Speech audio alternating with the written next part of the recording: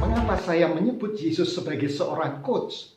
Karena ada 3 hal yang mendasarinya.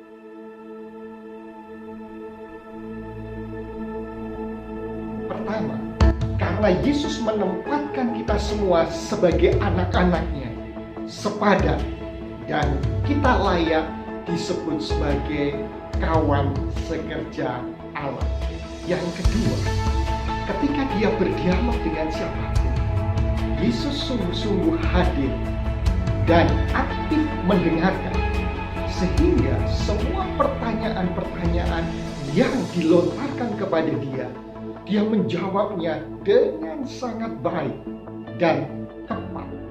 Yang ketiga, Yesus mengajar dengan cara bertanya. Pertanyaan-pertanyaan Yesus memberdayakan pikiran seseorang, sehingga mampu mentransformasi hidup dan perilaku, visi menjadi kenyataan. Para sahabat yang dikasihi Tuhan Yesus Kristus, mari kita berbincang-bincang tentang Jesus as a coach. Ingat, subscribe ya.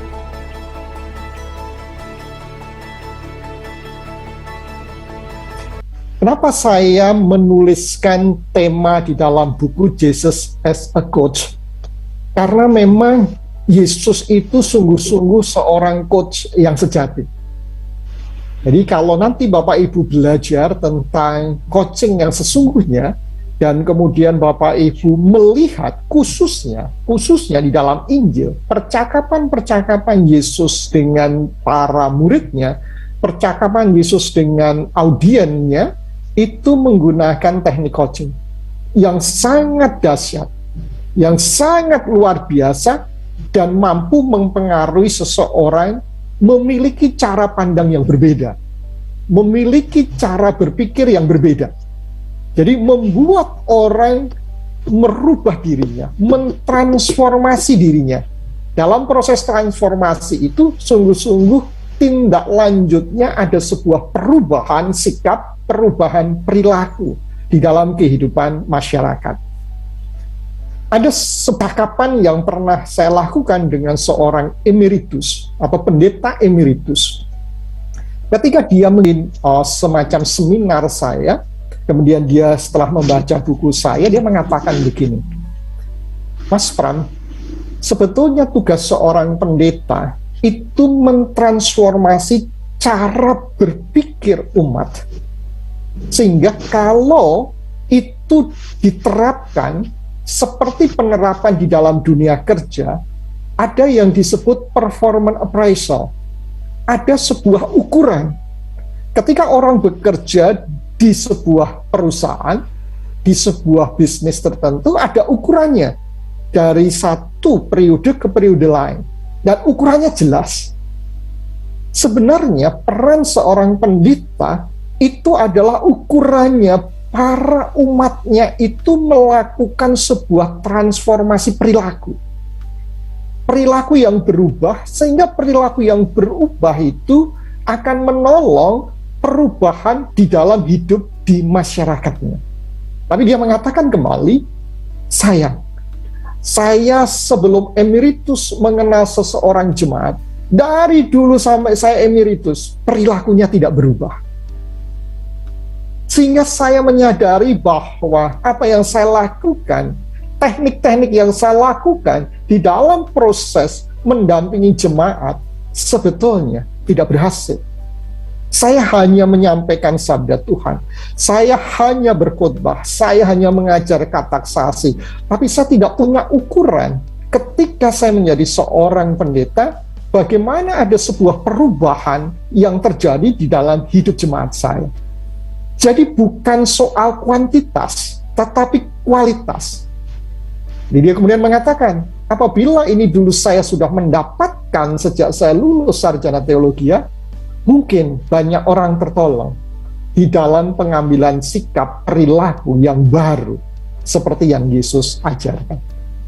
Maka saya menuliskan buku ini dengan sebuah judul Jesus as a Coach. Bagaimana hal ini bisa terjadi dan bagaimana kita bisa memahami apa yang disebut Jesus as a coach? Dua cuplikan Alkitab ini tidak asing buat Bapak Ibu sekalian. Simon, do you love me? Sepertinya sebuah kata yang sangat sederhana. Kita seringkali mendengarkan pengkhotbah mencoba untuk mengulas apa yang dimaksud love dari berbagai sudut pandang dengan perbedaan bahasa yang Yesus katakan dalam bahasa Yunani. Jadi apa yang dia ungkapkan tetapi tidak melihat dari sisi apa yang menyebabkan Yesus bertanya dengan pertanyaan seperti itu. Jadi, apa yang menyebabkan Yesus bertanya dengan sebuah pertanyaan yang sangat sederhana membuat Simon Petrus bingung, membuat Simon Petrus berpikir dan pikirannya benar-benar dibuat oleh Yesus untuk diberdayakan. Simon, do you love me? Sebuah pertanyaan yang menggerakkan dan bahkan mampu mentransformasi perilaku Simon Petrus. Yang setelah itu, saudara-saudara yang dikasihi Tuhan, tahu apa yang akhirnya menjadi peran si Simon itu di dalam pekabaran Injil. Pertanyaan inilah yang akan diajarkan di dalam teknik Christian coaching. Yang kedua adalah sebuah pertanyaan yang tidak asing buat kita. Who do you say I am? Pertanyaan Yesus yang menohok buat kita sekalian. Bahkan Bapak Ibu yang sudah mengaku menjadi seorang Kristen yang turun-temurun, ketika diberikan sebuah pertanyaan oleh Yesus, who do you say I am? Maka pertanyaan ini bisa Bapak Ibu jawab dengan berbagai ragam jawaban. Tentunya Yesus ingin mendapatkan jawaban ini secara berbeda ketika Bapak Ibu baru mengenal Yesus, ketika Bapak Ibu sudah dewasa, dan mungkin Bapak Ibu sekarang sudah berkecimpung di dalam pelayanan. Pertanyaannya sama, tapi jawabannya sangat-sangat berbeda dari sebuah pergumulan hidup kita yang bertumbuh. Jawaban itu akan menentukan pertumbuhan iman Bapak Ibu sekalian. Inilah pertanyaan Yesus yang mentransformasi, yang menumbuh kembangkan di dalam kita berpikir sebagai seorang murid Yesus. Bagaimana Yesus menemukan pertanyaan-pertanyaan itu? Bagaimana Yesus di dalam setiap pengajarannya, dia mengajar dengan teknik bertanya. Yesus kembali bertanya kepada para murid atau orang-orang di sekitarnya ketika mereka bertanya kepada Yesus. Yesus mengembalikan pertanyaan itu yang artinya mengajak seorang yang sedang bercakap-cakap dengan Yesus, diajak untuk berpikir dan menemukan solusinya di dalam kehidupannya mereka sendiri. Jadi, banyak banget yang terjadi di dalam perjalanan kehidupan Yesus yang menunjukkan pertanyaan-pertanyaan itu menjadi buah dahsyat. Sehingga orang yang mendengarkan pertanyaan itu mengubah cara berpikirnya, ditransformasi oleh Yesus melalui sebuah pertanyaan. Apa sih yang tentang pertanyaan ini dan kaitannya dengan coaching? Jadi Bapak Ibu, sebelum saya menjelaskan tentang coaching, saya ingin memberikan sebuah perbedaan antara beberapa pemahaman yang dekat dengan coaching. Yaitu yang pertama adalah bicara soal konseling, bicara soal training, bicara soal mentoring. Secara sederhananya, kalau kita bicara tentang training atau kita menjadi seorang trainer, begitu. Pada prinsipnya, tugas seorang trainer itu mentransfer, yaitu paling tidak 3 hal. Yang pertama adalah mentransfer knowledge, mentransfer skill, yang ketiga mentransfer attitude. 3 hal itu harus ada di dalam diri seorang trainer. Tidak hanya sekedar knowledge dan skill, tetapi attitude itu yang harus muncul. Namun seorang trainer seringkali lupa.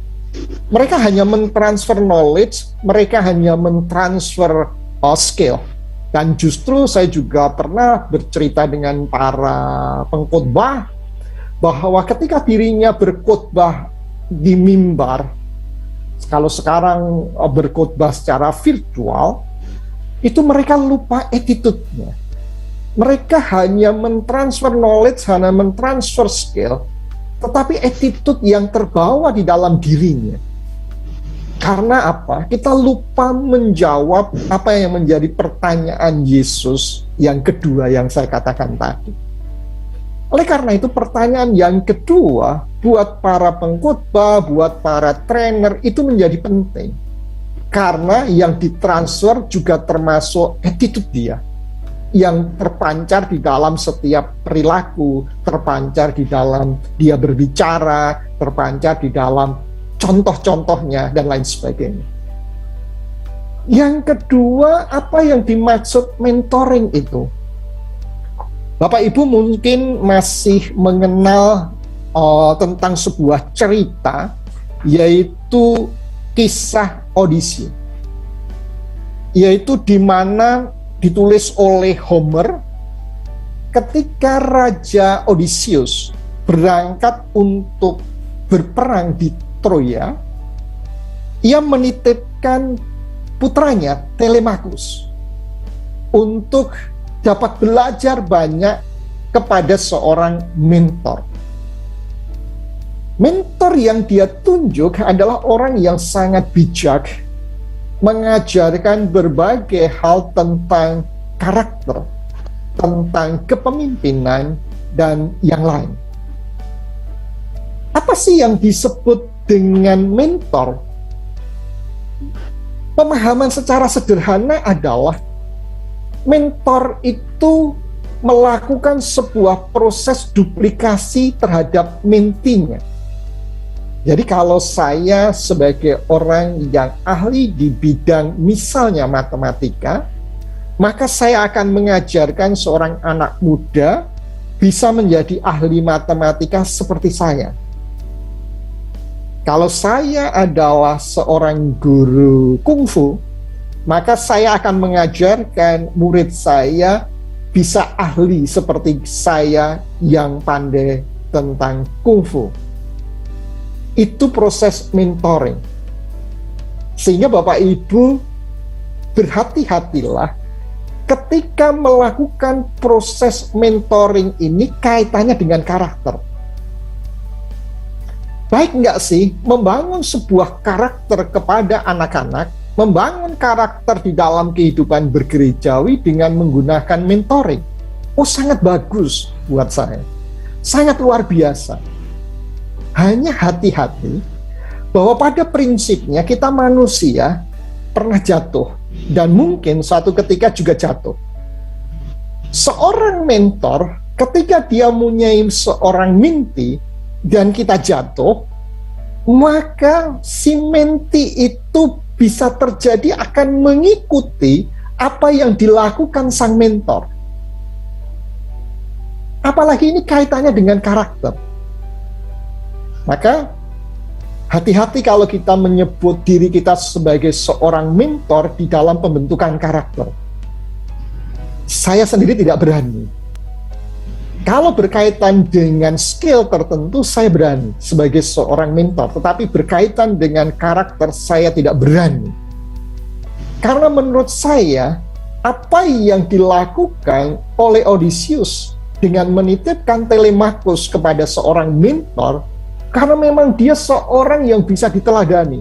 Memang hidupnya mengkhususkan bagaimana dia memberikan sebuah proses pembelajaran tentang karakter, kepemimpinan, dan hal-hal yang berkaitan dengan orang yang bisa bertumbuh menjadi bijak. Buat saya, di dalam hidup saya hanya ada seorang mentor, yaitu Yesus Kristus, yang tidak akan pernah berubah.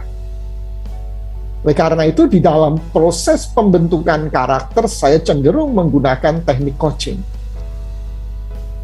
Yang ketiga adalah counseling. Apa sih counseling dan coaching itu? Jadi di dalam sebuah pemahaman secara sederhana, bahwa berbicara counseling dan coaching itu adalah sesuatu yang bertolak belakang. Meskipun, sekali lagi, ini hanya secara generalisasi, meskipun perkembangan counseling itu sudah semakin maju dan melihat sesuatu yang sifatnya ke depan. Secara generalisasi, kalau saya ingin membandingkan antara counseling dan coaching adalah sederhana, Bapak Ibu, supaya Bapak Ibu mudah mengingatnya. Kalau saya sekarang berdiri atau sekarang saya duduk di tempat saat ini, maka inilah yang menjadi titik kita melakukan sebuah bentuk pelayanan atau pembinaan.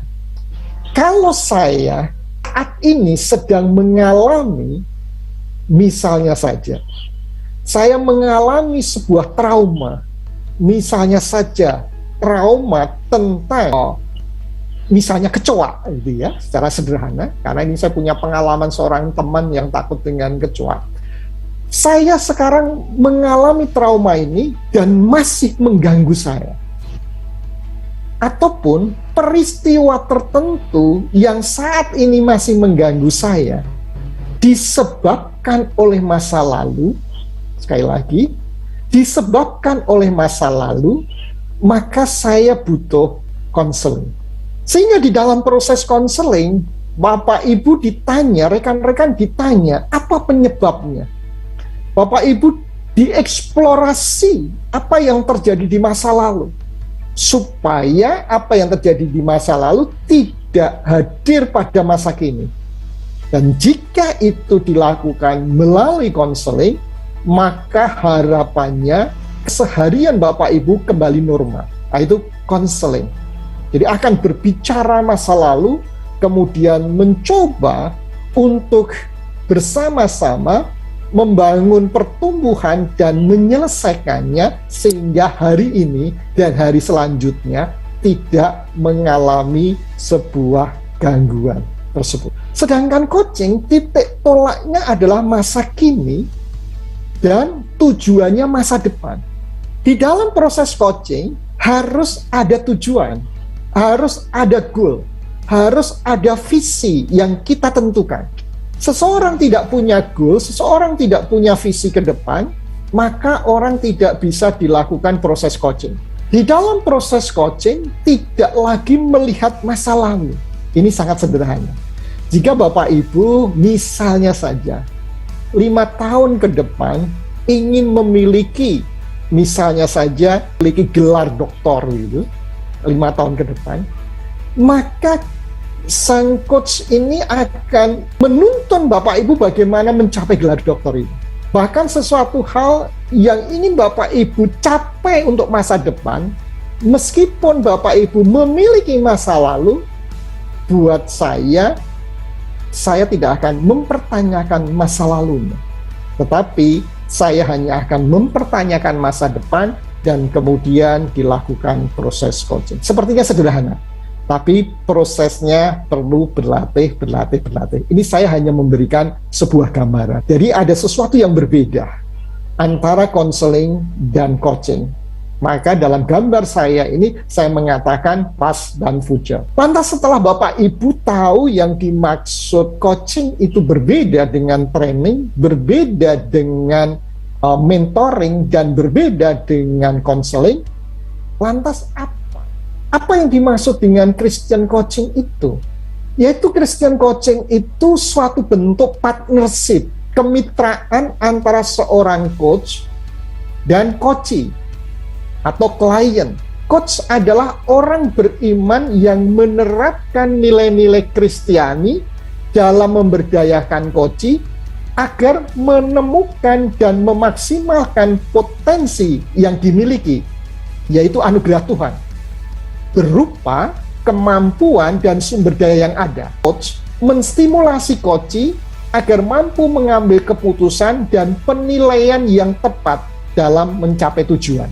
Ada 3 hal yang penting di dalam inti coaching ini, dan 1 hal yang penting di dalam inti sebagai seorang coach Kristen gitu.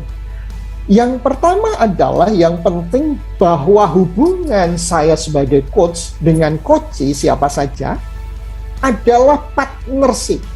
Bukan sebagai atasan dan bawahan, bukan sebagai orang tua dan anak, bukan sebagai seorang pimpinan dan staf, bukan. Tetapi kami menjalin sebuah partnership, kemitraan, bahwa Anda dan saya ini adalah mitra sejajar, kawan sekerja Allah, itu dalam bahasa kekristenan. Inilah yang akhirnya tidak membentengi di dalam sebuah percakapan antara coach dan coachee. Yang kedua adalah tugas seorang coach memberdayakan, atau dalam bahasa lebih keren lagi, tugas seorang coach memprovokasi pikiran seorang coachee. Di dalam proses memprovokasi itu diharapkan coachee itu memiliki pikiran-pikiran yang tidak pernah dia pikirkan. Dengan apa? Hanya dengan sebuah pertanyaan. Seperti saya katakan tadi, Yesus memberdayakan pikiran para murid. Yesus memberdayakan pikiran setiap dia berjumpa dengan siapapun dengan teknik bertanya. Oleh karena itu di dalam teknik coaching hanya kita kenal yaitu teknik bertanya, dan bertanya. Kemampuan bertanya ini perlu berlatih, dan berlatih. Saya sudah melatih ribuan orang dan memang tidak mudah membangun sebuah pertanyaan yang dahsyat, yang memberdayakan, seperti yang Yesus ajarkan. Maka perlu berlatih. Yang ketiga adalah menstimulasi seseorang agar dia menemukan potensinya yang selama ini tidak kelihatan, yang selama ini belum dia sadari. Itu yang dibutuhkan. Nah, yang kemudian yang satu hal yang penting buat coach Kristen adalah bahwa ketika dia melakukan coaching, dia tidak boleh meninggalkan nilai-nilai Kristianinya. Dia tidak boleh menggunakan nilai-nilai secara general yang tidak ada di dalam kehidupan Kristen. Karena itu di dalam proses coaching sekaligus Bapak Ibu melakukan pewartaan cinta kasih Tuhan. Itulah yang disebut dengan Christian coaching. Secara garis besar, nanti bisa kita diskusikan. Lantas ketika seseorang melakukan coaching, sebetulnya apa sih yang terjadi? Tugas coach adalah membantu melihat yang selama ini tertutup. Seperti ketika Yesus bertanya, "Hai Simon, apakah engkau mengasihi aku?" Kita mungkin, ataupun juga Simon pada waktu itu, ini pertanyaan konyol yang Yesus tanyakan kepadaku. Aku sudah sekian lama mengikuti, aku sudah berkorban untuk dia, aku sudah menunjukkan integritasku pada dia. Kok ditanya? Ini sebuah pertanyaan konyol. Mungkin kalau Bapak Ibu bertanya kepada anak atau putra-putri Bapak Ibu bertanya kepada pasangan Bapak Ibu, mungkin ini dianggap pertanyaan konyol. Tetapi ketika itu diulangi 3 kali, baru Simon Petrus memiliki kesadaran. Jadi juga ketika saya bertanya kepada Bapak Ibu sekalian, dengan pertanyaan yang Yesus ajukan, siapakah aku ini? Siapa aku ini menurut kamu? Pastinya pertanyaan itu akan Bapak Ibu jawab berbeda dengan pertumbuhan iman dan perilaku Bapak Ibu. Yang selama ini tertutup menjadi terbuka, itulah yang disebut blind spot. Melalui pertanyaan, membuka blind spot kita, membuka titik buta kita. Karena pada prinsipnya kita memiliki titik buta yang sangat banyak dalam berbagai hal. Dan hanya orang lain yang bisa menolong kita untuk menemukan atau membuka blind spot kita. Nah, pertanyaan-pertanyaan itu menolong. Sehingga kita menemukan solusinya sendiri. Kita menemukan apa yang harus kita jalani. Dan akhirnya kita mampu mencapai visi itu jauh lebih cepat dibanding yang kita pikirkan. Itu tugas coach. Ya, coach sama sekali tidak menasehati. Coach hanya bertanya dan bertanya. Lantas, apa sih yang dimaksud bukan coaching itu? Paling tidak ada 6 yang seringkali salah kaprah di dalam masyarakat kita. Yang dimaksud bukan coaching adalah memberi arahan kepada coach tentang apa yang harus dilakukan. Itu bukan coaching. Mendengarkan kemudian memberikan penilaian. Itu bukan coaching. Mendengarkan kemudian memberi nasihat atau perintah. Itu bukan coaching. Kemudian mencari solusi jalan keluar untuk masalah coaching. Itu bukan coaching. Berorientasi pada masa lalu dan membahasnya, itu tadi yang disebut counseling. Jalan terakhir memperbaiki perilaku untuk tidak berelasi. Kalau di dalam dunia kerja, cari jalan terakhir untuk mem-PHK orang. Itu bukan coaching. Pantas, apa yang dimaksud coaching? Coaching pusatnya, peran utamanya adalah coaching. Sentralnya adalah coaching. Jadi sentralnya sekali lagi bukan seorang coach. Yang kedua, mendengarkan, bertanya, tidak memberi penilaian. Ini nanti bagaimana kita bisa melakukan ini tidak mudah. Yang ketiga, mendengarkan, bertanya, secara dalam tidak menasehati. Yang keempat adalah memandu dengan pertanyaan dan coaching menemukan solusi. Yang kelima, berorientasi masa kini dan masa depan. Maka mampu mentransformasi visi untuk menjadi kenyataan. Yang keenam, sebagai alat untuk bertumbuh dan berkembang. Coaching. Itu adalah coaching. Pantas di dalam membangun sebuah coaching, ada yang disebut filosofinya. Apa filosofi coaching itu? Saya membangun filosofi coaching ini dengan sebuah kata trust. Jadi ini saya buat pada tahun 2015. Apa sih artinya trust? T-nya adalah truthfulness. Ini berbicara soal kejujuran. Ini bicara soal kebenaran. Jadi kita banyak sekali menemukan kata kebenaran di dalam Alkitab.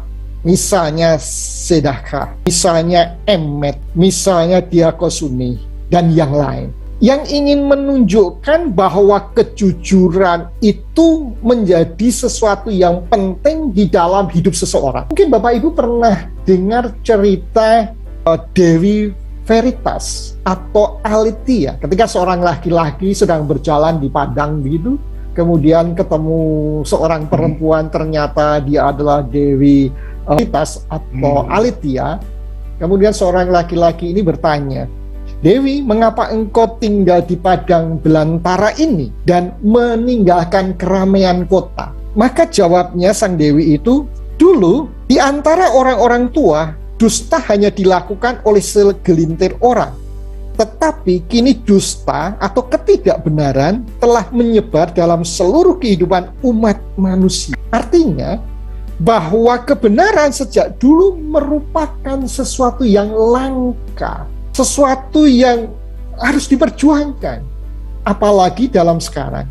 Oleh karena itu kita diingatkan baik di Filipi, baik di Efesus, baik di Amsal yang mengatakan berpikir benar, semua yang benar, pikirkanlah semuanya itu.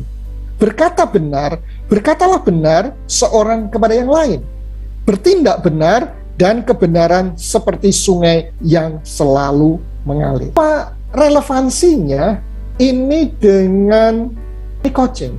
Yang jelas adalah kebenaran ini, jadi kebenaran ini harus dimiliki oleh kedua belah pihak, baik seorang coach maupun seorang coachee. Seorang coach harus bertanya dengan benar, dengan ketulusan, dengan kejujuran. Seorang coachee harus menjawab pertanyaan-pertanyaan dari seorang coach dengan benar dan jujur.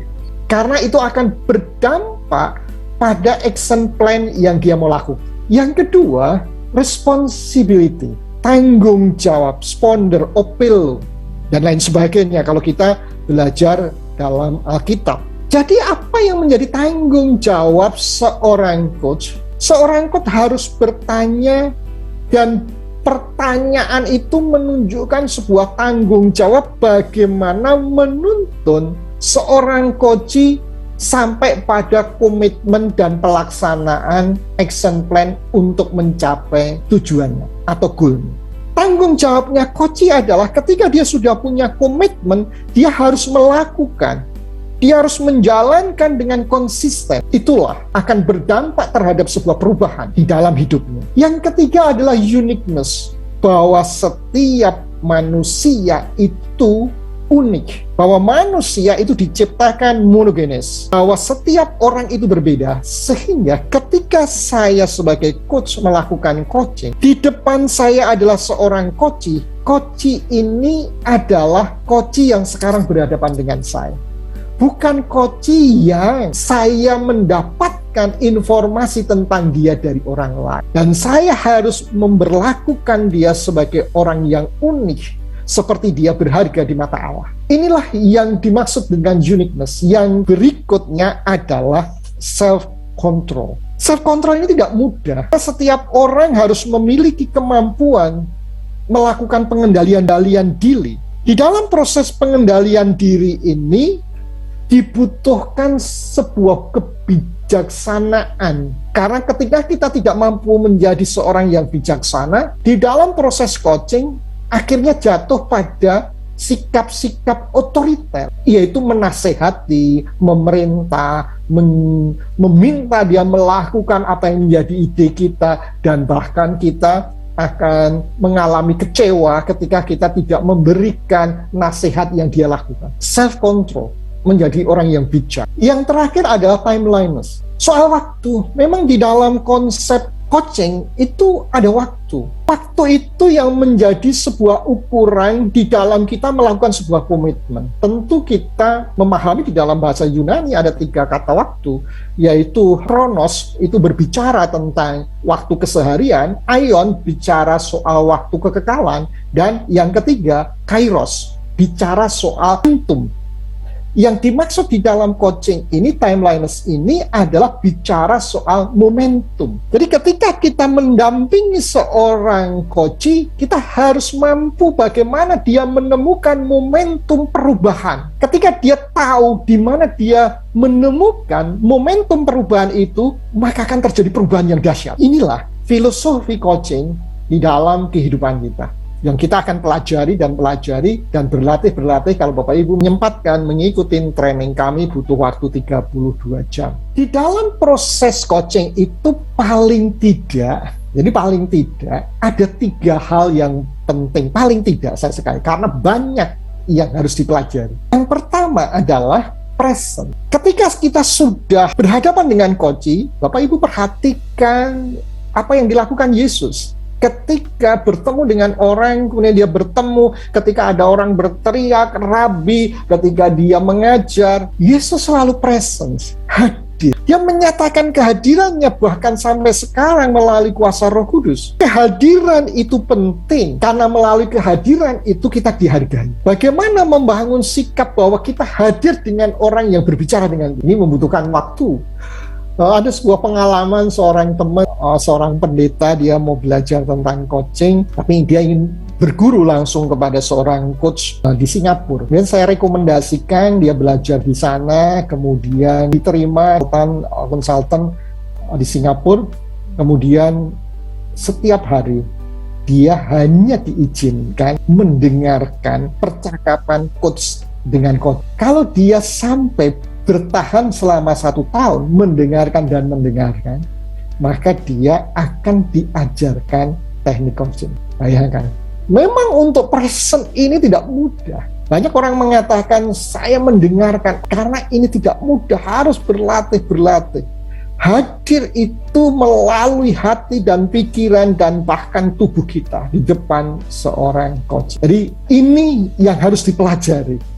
Maka butuh waktu lama. Yang kedua, active listening. Jadi active listening ini suatu hal yang penting. Bapak Ibu harus aktif untuk mendengarkan. Kenapa bukan active hearing, tetapi active listening? Ini menjadi penting karena mendengarkan mendengarkan itu membutuhkan sebuah teknik. Tentu Bapak Ibu, kalau saya bertanya, bagaimana Anda tahu jika seseorang tidak mendengarkan Anda dengan baik? Oh iya Pak, saya tahu.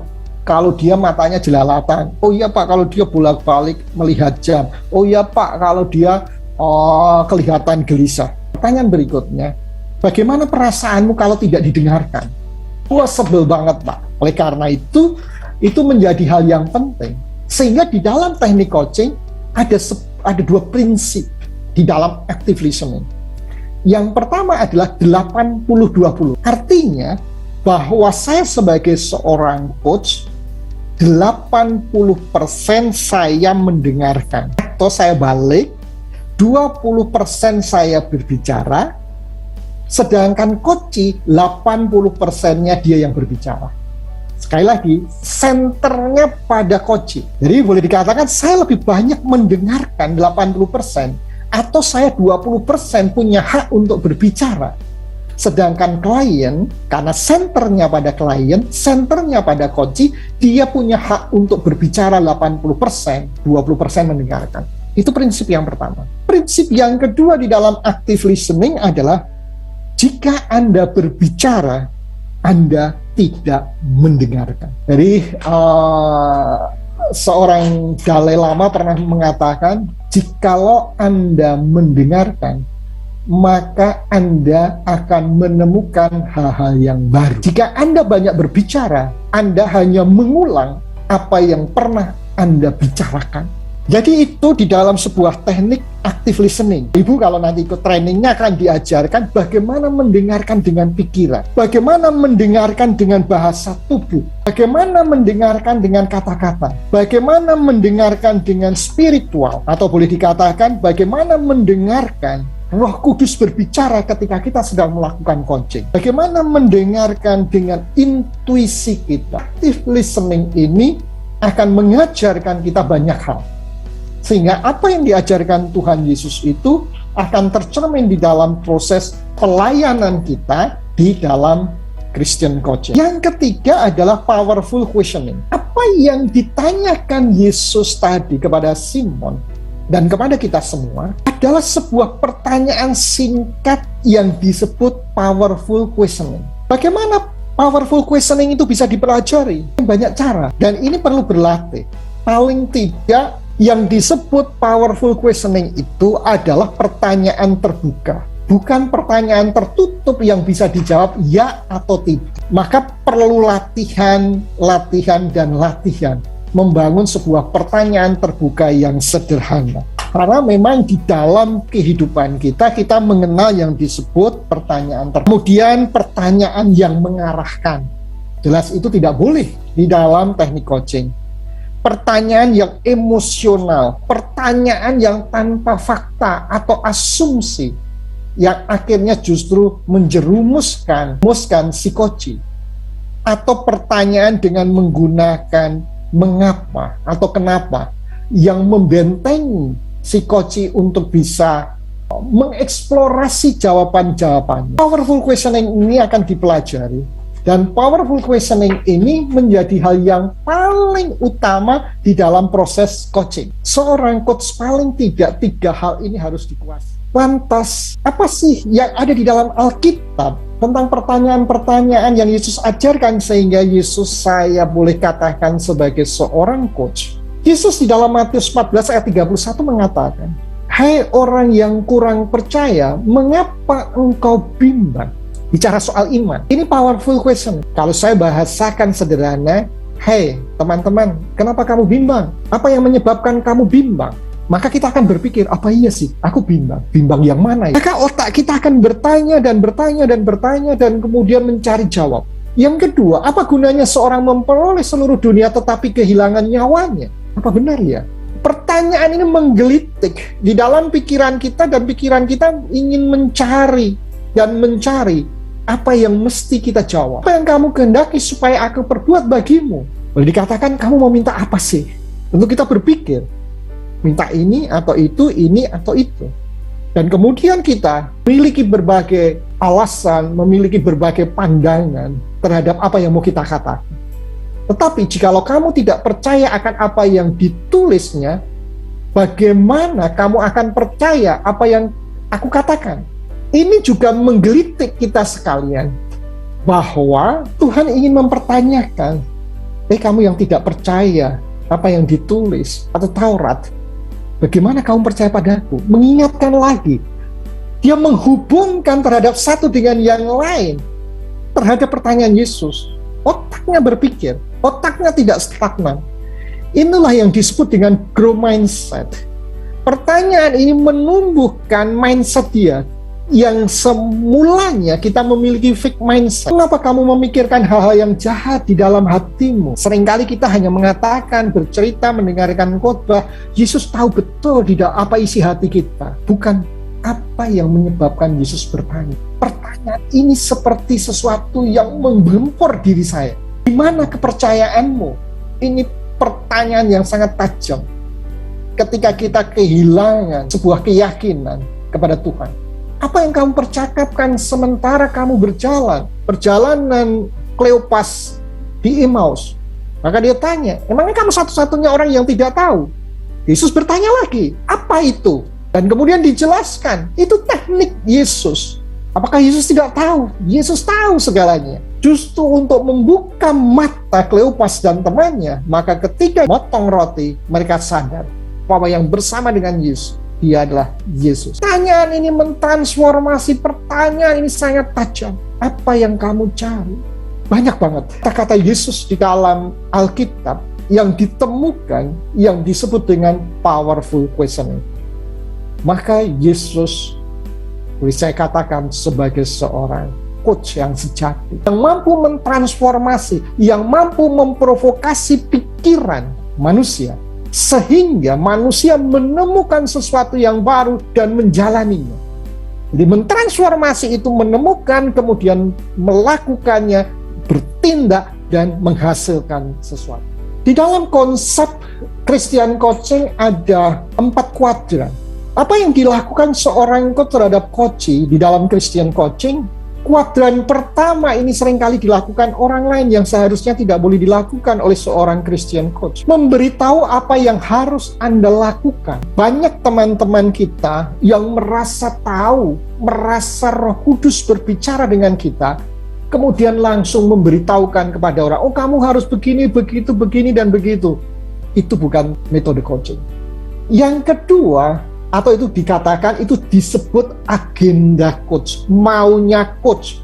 Yang kedua, maunya coach tapi masih menggunakan metode bertanya. Saya akan memandu Anda melalui pertanyaan apa yang harus Anda lakukan. Ini disebut mengarahkan. Ini bukan teknik coach. Jadi mengarahkan. Yang ketiga, di kuadran ketiga, saya akan katakan pada Anda apa yang Roh Kudus sampaikan. Ini bahasa Jawanya tokleh. Tuhan Yesus mengatakan, Roh Kudus hari ini mengatakan saya, kamu harus pergi. Soal kamu pergi, nggak pergi, itu bukan urusanku. Yang penting aku mengatakan apa yang Roh Kudus katakan kepadaku. Itu bukan coaching. Di dalam Christian coaching adalah di kuadran 4. Saya sebagai coach akan membantu Anda. Saya sebagai coach akan menolong Anda dengan pertanyaan-pertanyaan sehingga Anda menyadari bahwa Roh Kudus berbicara dengan Anda. Dan ketika Anda menyadari Roh Kudus berbicara dengan Anda punya satu sikap, Anda punya keputusan untuk melakukan hal itu atau tidak. Kalau Anda semakin percaya dan meyakini di dalam proses coaching bahwa itu suara Roh Kudus dan Anda akan melakukannya, Anda punya komitmen secara konsisten, maka akan merubah hidup Anda. Itu di kuadran 4. Itulah yang disebut peran seorang Christian coach di dalam konsep yang berkaitan dengan spiritual atau peran Roh Kudus di dalam proses coaching. Jadi Bapak Ibu yang dikasih Tuhan Yesus Kristus, itu sebuah gambaran tentang Christian coaching. Yang Bapak Ibu bisa pelajari bersama. Bahwa ini sebuah teknik yang menurut saya di dalam kekristenan sangat baik. Pengalaman-pengalaman saya di dalam melakukan proses coaching adalah kita akan mengatakan bahwa proses ini sangat dahsyat, membongkar cara berpikir orang.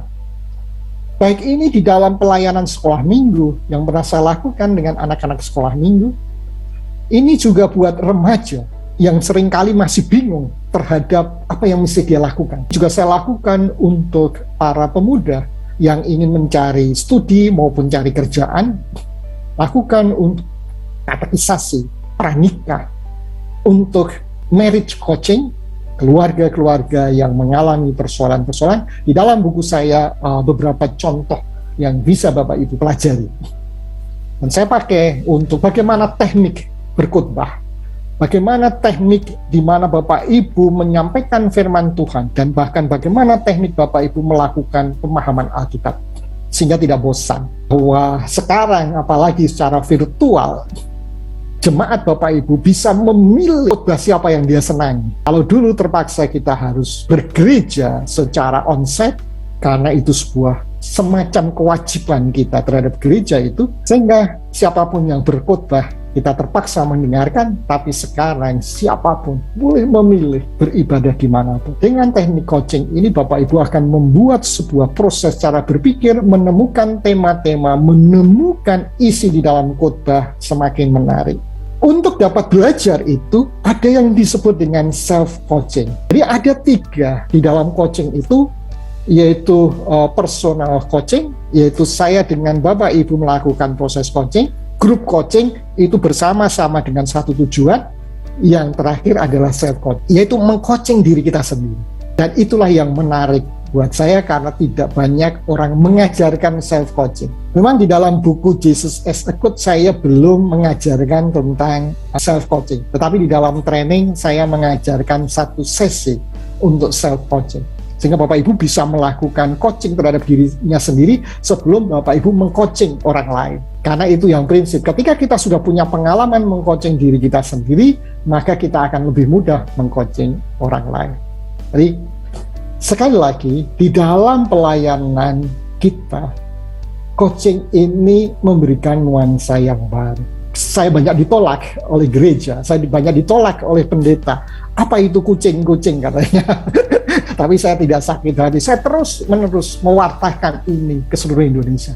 Baik ke sekolah-sekolah Kristen, baik ke Mendikbud, baik ke departemen. Saya mencoba untuk bagi tentang coaching. Kemanapun saya diundang, saya akan berbagi. Karena ini sesuatu yang dahsyat, yang dapat mengubah, mentransformasi cara berpikir kita semua. Maka di dalam proyek Kemendikbud, Mas Nadiem menekankan guru adalah seorang coach. Jadi itu dikatakan Mas Nadiem sesudah buku saya keluar, Teacher as a Coach. Maka beberapa kali saya diundang oleh Kemendikbud untuk mentraining mereka. Jadi mau saya katakan, kalau di dunia luar aja sudah begitu hingar-bingarnya untuk belajar teknik coaching, kita nantinya terlambat di dalam proses pendampingan kepada jemaat kita supaya bertumbuh dengan baik, mendampingi jemaat supaya dia hidup dan mampu mentransformasi dirinya. Jadi apalah artinya kuantitas jemaat kita bertambah, tapi kualitasnya tidak bertambah? Apa artinya jemaat kita bertambah banyak, tapi perilaku jemaat kita tidak berubah?